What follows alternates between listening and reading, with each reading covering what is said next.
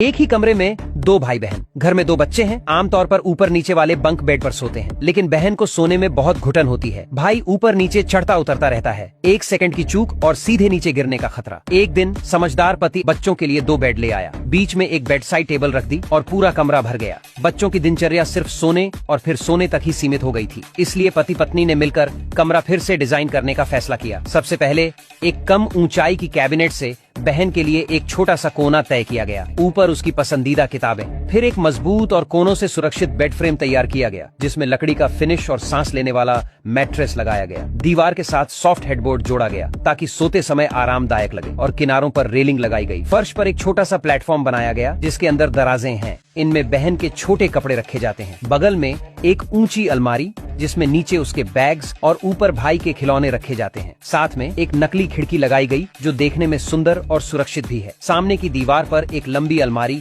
जिसमें बहन की खूबसूरत ड्रेसेस टंगी है। कोने में एक बुक शेल्फ, जिसमें उसकी स्टडी मटेरियल्स रखी गई हैं। उसके बगल में एक बड़ा स्टडी टेबल, जगह भरपूर, बैठने में आरामदायक। फिर एक दीवार और कांच के दरवाजे से बहन का निजी कमरा तैयार हो गया। पास में एक और प्लेटफॉर्म बनाया गया, जिसमें सीढ़ी के रूप में ड्रॉर लगाए गए। इनमें भाई की गंदी जुराबें और कपड़े रखे जाते हैं। एक साइड में स्लाइडिंग कैबिनेट, जिसमें बड़े सूटकेस और सामान रखे जा सकते हैं। ऊपर एक और अलमारी, जिसमें उपन्यास और कॉमिक्स रखे जाते हैं। और अंत में प्लेटफॉर्म के ऊपर एक पूरी दीवार तक जाती अलमारी बनाई गई, जिसमें सभी कपड़े हैंगिंग स्टाइल में रखे जाते हैं। बगल में ओपन शेल्फ्स, जिसमें बहन की किताबें रखी जाती हैं, और फिर एक लंबी स्टडी टेबल। बच्चों की पढ़ाई पूरी तरह सेट है। अब चाहो तो बच्चा IIT जाए या सीधे हार्वर्ड, कोई टेंशन नहीं। इस तरह से कमरे का डिजाइन किया गया कि दोनों बच्चों को अपना खुद का स्पेस मिल गया। सच में ये डिजाइन देखकर तो दादी भी बोले बिना नहीं रह पाई, ये तो कमाल कर दिया।